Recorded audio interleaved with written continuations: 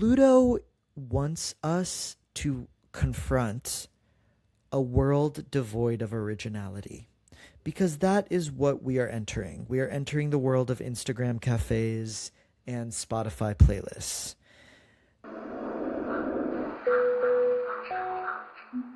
Welcome, children of the future, to the world of tomorrow. It is a very special, jacked on espresso episode of Heavenly Bodies, a trip through the cosmos with David Odyssey. And here I am, David Odyssey, here to do an episode I think I've kind of, and this is going to be very thematically appropriate once you understand why, I've kind of feared doing because it's a big one and it's very much... it's very current and very apocalyptic and fatalistic, which is to say we are going to be talking about Pluto in Aquarius and what that means for the future of technology, individuality, movement, and human consciousness. So I am going to break down what all of that means step by step. But as always, we are going to introduce this week's theme with a card pull. So I wanted to introduce you to Judgment. This is the 20th card in the major arcana. The one I'm using is from the Aquarian deck. We see someone blowing a giant horn. Judgment has a lot of different valences, but the one that we're kind of getting the suggestion for in this card is Judgment Day. Obviously, Terminator 2, Linda Hamilton, one-armed pull-up. That Judgment Day is going to be quite relevant to what we're about to talk about. Judgment Day deals with the horn sounding from heaven and the dead rising. Judgment, we're really thinking of this sort of, I don't want to say come to Jesus moment, but this sort of big revelatory awakening. Judgment deals a lot with this sense of the big fate issue is coming to a head and it's impossible to ignore and impossible to hide from. It has a very karmic, fatalistic aspect to it in which it deals with something which is bigger than us, which is kind of calling us forward to face either our destiny or our death and rebirth. Which leads us to Pluto. Pluto is the final planet in our solar system. Pluto, for that reason, takes about 20 years, 16 to 20 years, to move through each sign. It takes a lot longer than that to make a revolution. So the United States only had its first Pluto return in 2022.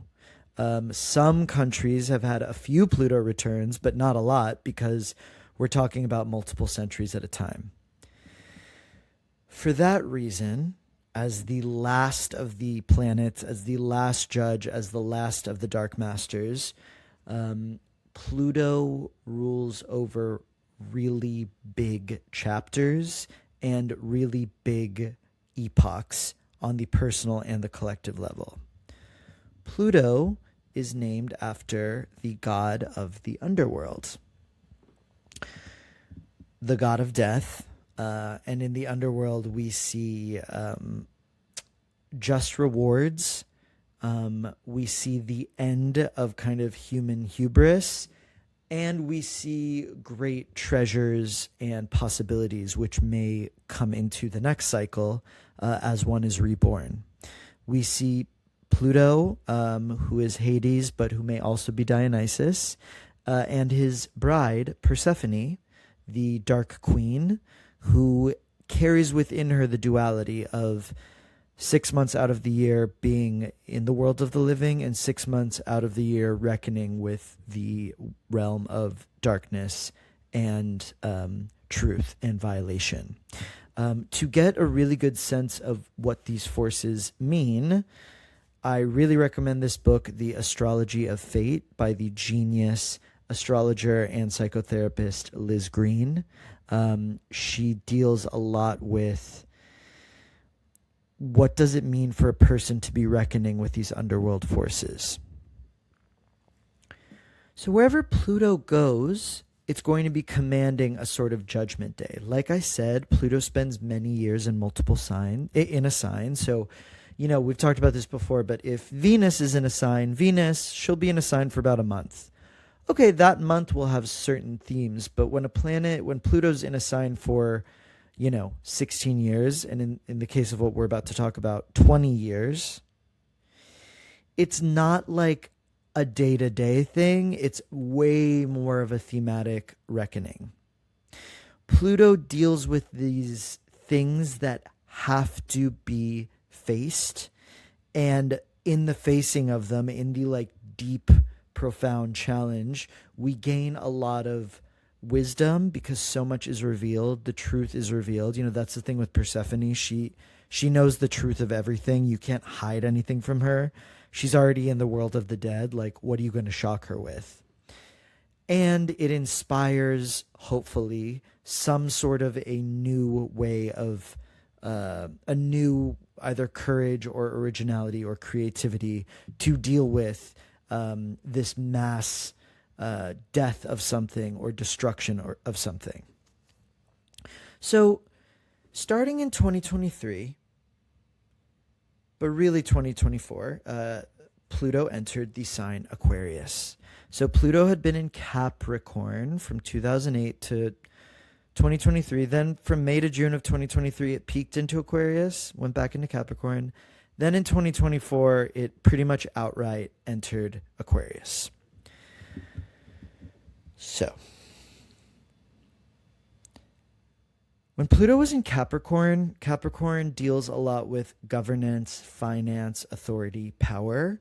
If I say the year 2008 to you, or the year 2011 to you, or the year 2020, I think you'll kind of know what Pluto was doing during those years. We see Britney Spears being locked up and put on lithium. We see the financial crash. We see Carrie Bradshaw and the girls going to Abu Dhabi as a reaction to the financial crash. And then of course we see COVID, we see Me Too, Trump. So we see basically the total demolition of the existing capitalistic order. And then we see a lot of these bizarre blowbacks where those in power double down or get more desperate. So we see these sort of splits in reality where, okay, we see everything's falling apart. How are we responding? Wait a minute. Why are we responding this way? And that's Pluto really helping us to face, like, this is happening, and let's see how it's really too easy in this case, how the plutocrats who are in power have fucked us up and are continuing to fuck us up. Those were the Capricornian themes. Pluto is now in Aquarius. What is Aquarius? Aquarius is the second to last sign of the zodiac. Aquarius is ruled by Saturn and Uranus, and Aquarius deals with thinking about what's next. It deals a lot with the future, new technologies, new movements, ways of thinking, ways of organizing, and these sort of governing and ideals and beliefs which bring people together and inspire either, stagnation or change, and change for the better or change for the worse. We can discuss that. So when Pluto enters Aquarius, look, I think you'll know where this is about to go, but essentially the moment that Pluto entered Aquarius, we started the AI conversation, because the entire world of technology now entered the realm of what if technology had its own consciousness. And I was just reading an article about these sort of stadium arenas that are being made. They're basically data centers, but they're kind of like cities. It really is like what we saw in The Matrix, which came out when Uranus was in Aquarius, by the way. But I was just reading a piece in The Atlantic where they said, quote, Elon Musk intends to build a god. And when I read that, I thought, oh, that's it. That's Pluto in Aquarius. Pluto is literally a god, but Pluto is this god who rules the underworld. So we're seeing literal these kind of data center underworlds that no humans can actually occupy and don't actually have to do with human beings. So there's already that kind of dark imagery. But more than that, Pluto deals a lot with human hubris, which leads us to the underworld. If you think about the Greek underworld, there's a lot of these characters like Sisyphus who get punished for what they did, and their punishment matches their hubris. And there's something about the construction of a consciousness which may replace or displace or certainly depower humans that rings very true to all of this. So we have that aspect. The other thing about what's going on is this,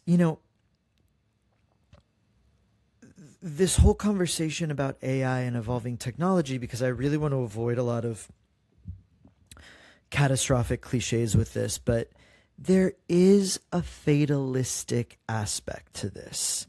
Because, once again, the plutocrats, we now have tech plutocrats, who have fully revealed themselves over the past few years. I mean, I think the lead up to the Pluto and Aquarius thing was that these guys who I think used to be a little bit kind of dorky or cute or weird are now like, no, we're the plutocrats and we actually control all of information and pretty much all of the power on Earth, and we have all of the money on Earth.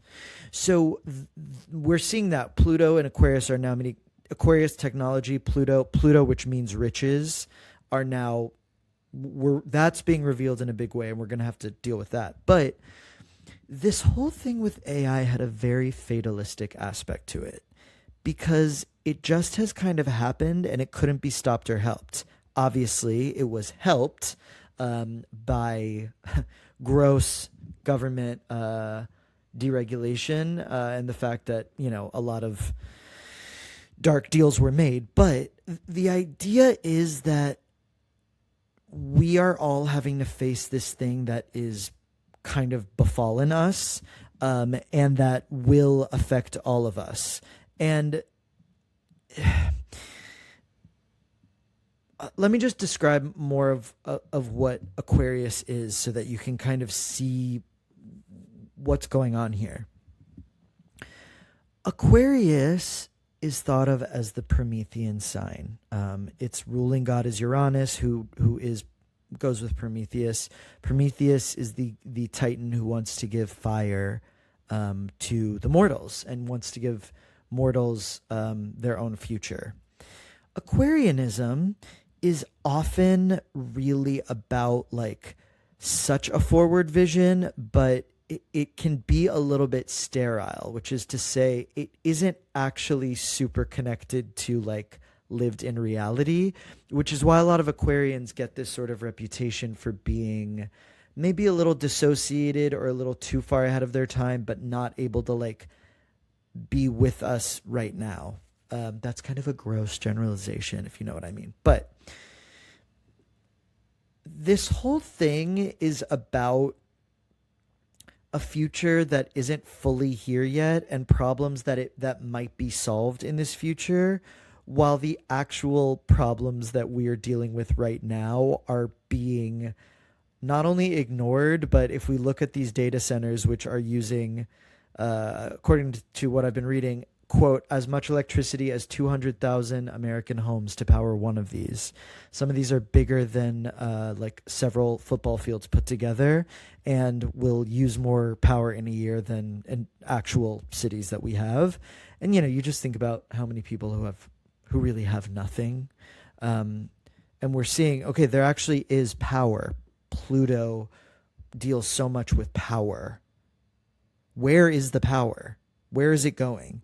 So it's going into this alleged future that we don't fully know what it's going to be doing. We know that it's all, of course, being used to surveil on us and collect data on us, but we don't fully know what's going to happen here, which is very Aquarian. There's this idea of the ideal um, being more important than the real. And sometimes we need that. You know, you need vision. I think a world without vision is very sad.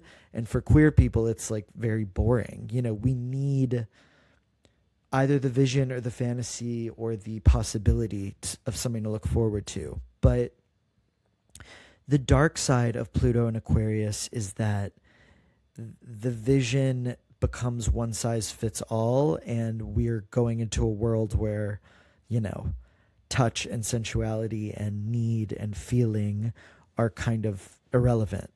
I was going into an Airbnb yesterday that had kind of like an automatic check-in, and the gate wasn't working, and we texted the people who ran the Airbnb, and it was a bot, and we had to keep texting them, and then the bot sent a message saying, "We are getting you in touch with a human to help you." And it was kind of like, ugh. I just watched the Grand Budapest Hotel with my dad, and it's like, wow, remember this world of service? Like the idea of like this very loving world of service that kind of doesn't exist anymore. The other issue to think about with Aquarius is that Aquarius deals with,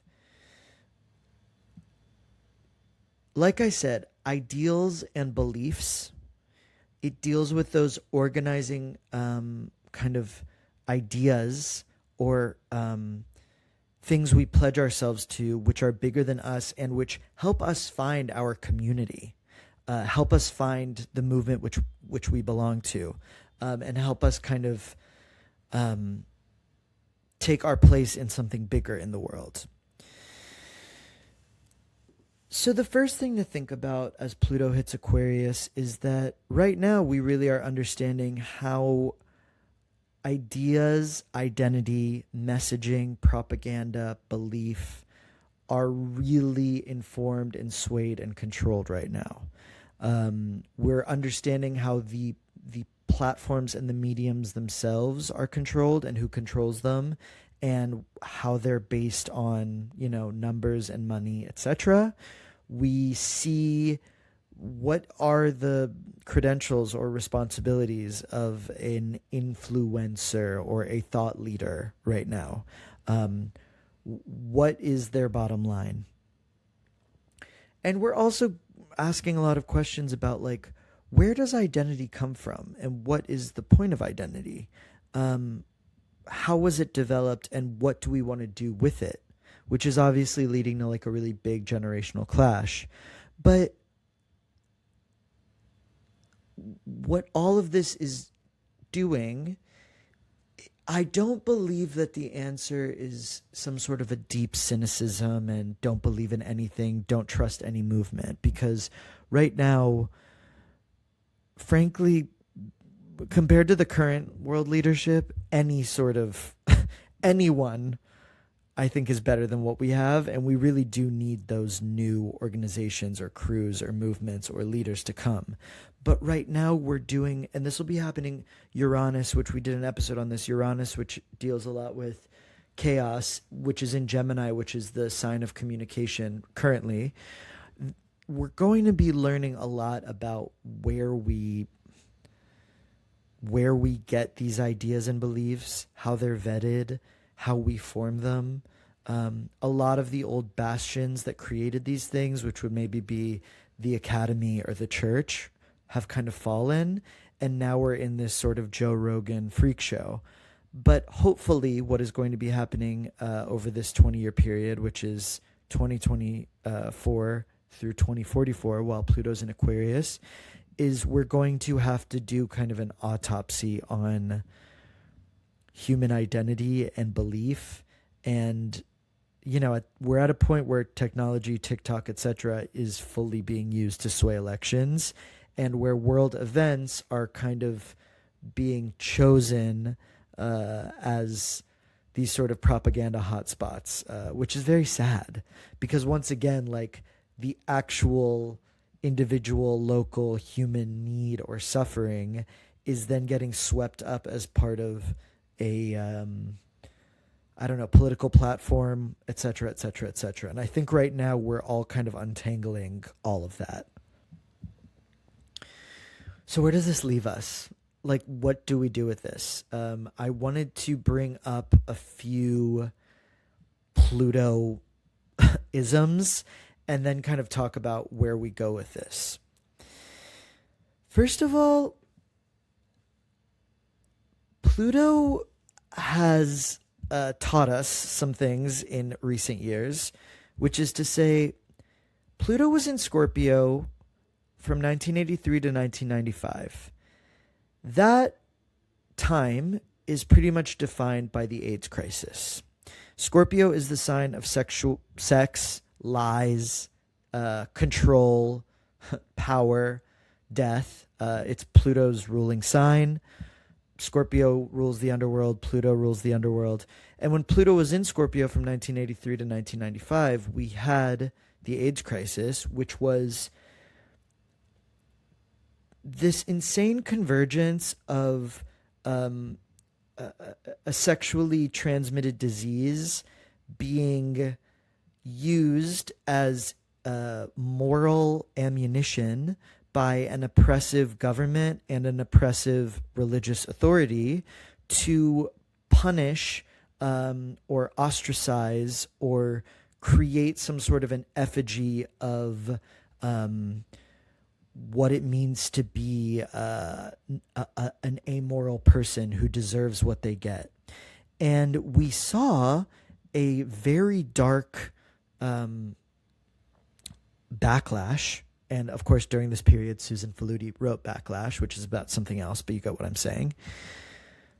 So during this period, and I'm bringing this up because we saw that the authority in power was capable of betrayal and capable of leaving human beings behind to kind of die alone.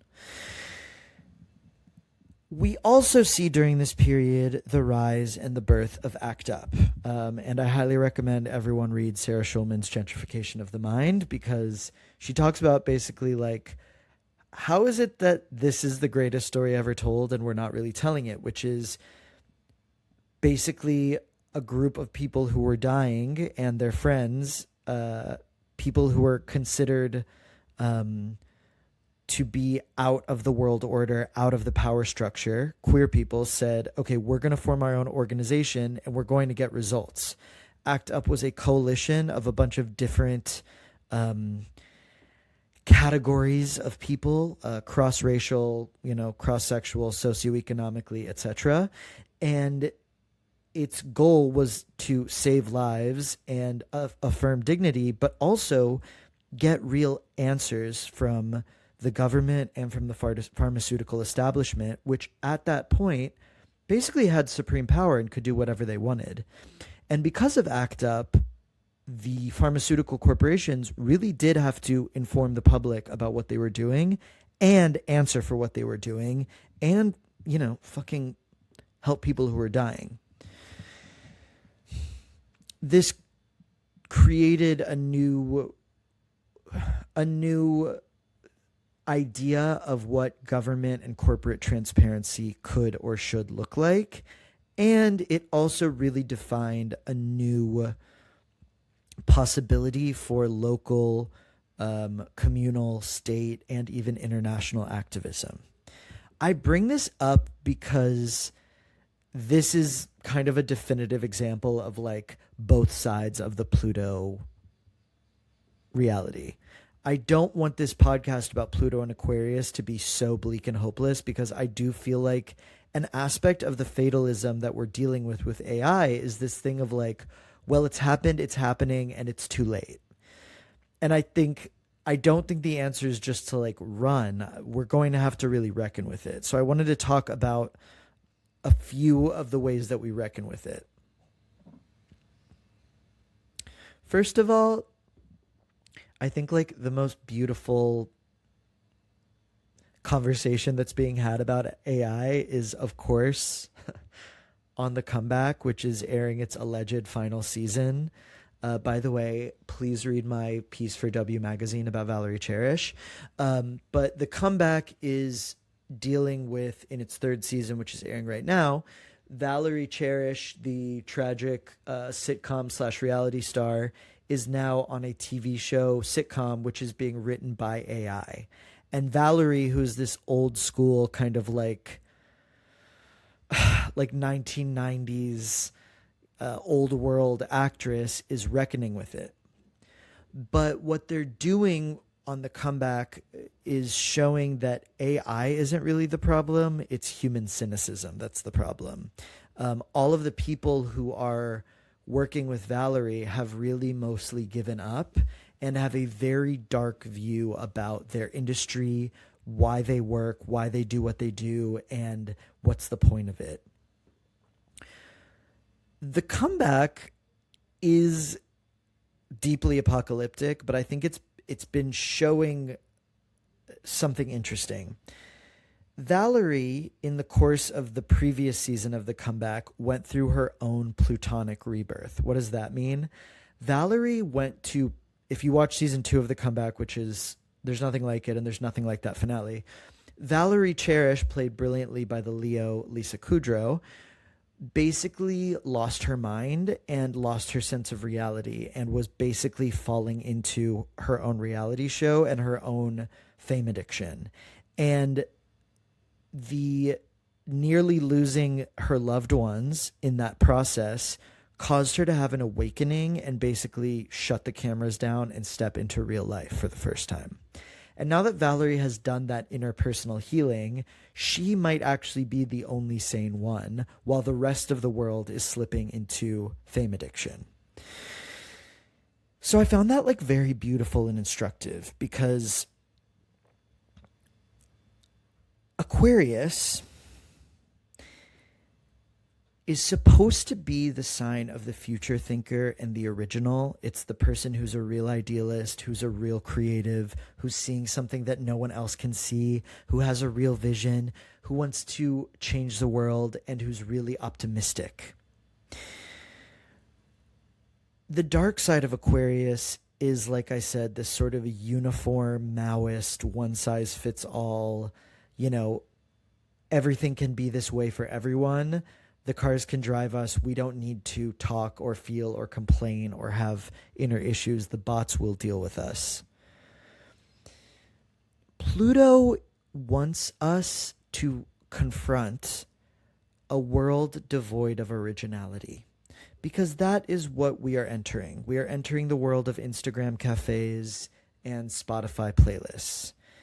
The world of curation, of insight, of authenticity, and of originality may be slipping away, but this kind of final battle that we are entering will force the originals to emerge. They will likely have emerged after undergoing their own, like I said with Valerie, after having undergone their own inner plutonic crisis, their own reckoning with their own sense of madness or inadequacy or fear or terror or darkness or self-sabotage, which leads them to trust their own voice, to be able to call bullshit, to face their own fears of authority, of power, to claim authority and power and use it for something new or beautiful or special or tender. What does that mean for you? Wherever Pluto was in your chart when you were born, whatever sign it was in when you were born, and whatever house it was in, okay, I should obviously have this be my next book, Hello. Whatever sign or house it was in your chart will be giving a huge amount of instruction about what your kind of core fundamental karmic battles are. Those might be biological karma. Those might be societal karma. Those might be about individual relationships. It might be about your own ambition, your addictions, those really big lifelong battle royales that you have to face with, those sort of inner underworld journeys that you are destined to undergo and complete. It's very, I think it would be worth it if you see where Pluto's been these last few years. When Pluto was in Capricorn, where did it hit for you? What did it affect? What did you learn from 2008 to 2023? And now that Pluto's in Aquarius, where is Aquarius in your chart? Are there any planets in Aquarius that you were born with? Are there any planets across the way in Leo or in Taurus or in Scorpio that it's going to be squaring? What part of your chart is that hitting? I ask that because I think that that might be an invitation for you to see where you're going to have to do your next inventory underworld process, where you're going to have to really reckon and grip and battle and kind of do a huge cleansing of all this shit that you arrived here with, so that you'll be able to start to tap into what's your voice and your soul and your originality and your gifts and your treasures. I don't want to only push for individualism, because I think like the way forward against Pluto has to be through, especially when we're in Aquarius, great collective inspiration and organization. But and again, this is why Liz Green's book on Pluto is so critical. You know, the inner reckoning and the descent into the personal underworlds and the return from the personal underworld, the death and rebirth that is necessary to give a person consciousness or discernment or a voice, will be critical in this sort of battle to come. Because right now, they're really counting on us just being so exhausted that we're basically zombified. Okay. To wrap this up, I have to talk about this week's High Priestess. Every week on this show, we are celebrating a grand dame or great queer master who was born this week. And today we are celebrating my sister Taurus, my all-time #1 actress, movie star in the galaxy, who is currently having a huge comeback with 2 TV shows airing concurrently. The one and only, born on April 29th, Michelle Pfeiffer. Michelle Pfeiffer, look, first of all, it's not only that she's as beautiful as Helen of Troy, it's that she is that bitch. Like, Taurus has this aspect of,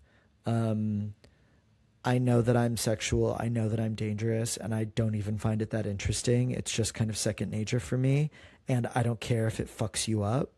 And we get that when Michelle Pfeiffer, you know, sings in Fabulous Baker Boys, puts the gum back in her mouth and goes, so?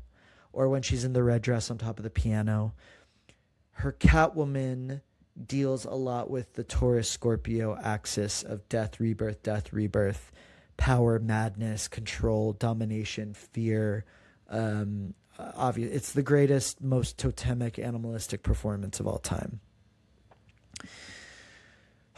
The list. I mean, I literally just watched White Oleander, which isn't even that good of a movie, but like, there's a scene when it's her last shot in the movie where she's in prison and they're about to like take her back behind bars, and she just looks at her daughter, and you're just like, wow, she can destroy anyone. She has it.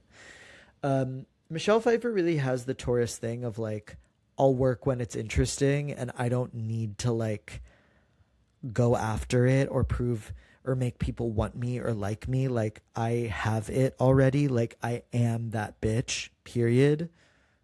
Countess Olenska, Age of Innocence. So she's currently on The Madison and Margot's Got Money Troubles, and like a good Taurus, she'll live forever. So I just want to salute you. And yeah, like, there aren't a lot of bad Michelle Pfeiffer movies. There are some, but you're gonna like strike out. She's done so many good ones. So If you have questions, responses, or feelings about Michelle Pfeiffer, and if you have questions or thoughts about your own personal reckoning about Pluto and everything it's brought forward for you, about what this age means, about the astrology of AI, please let us know. We are at ask@heavenlybodiespodcast.com, and we want to hear from you. And we will be here next week. Taurus season is only just getting cracking, and we got a lot more divas to cover. So we will be here next week. You know where to find me. Please leave glowing reviews wherever you get your podcasts. Share. We are on Instagram at Heavenly Bodies Podcast. And we will see you soon. Thank you so much for being with me. Mwah. Thank you for listening. This podcast is part of Pride House Media, hosted by David Odyssey, and produced by Matthew Breen and Josh Rosenzweig, with original music composed by Nell Balaban. If you enjoyed this episode, please subscribe wherever you listen to podcasts. And while you're there, leave us a rating and review. It really helps others discover the show.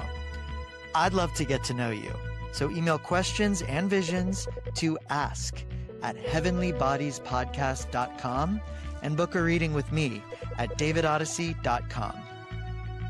Until our next trip, keep looking up.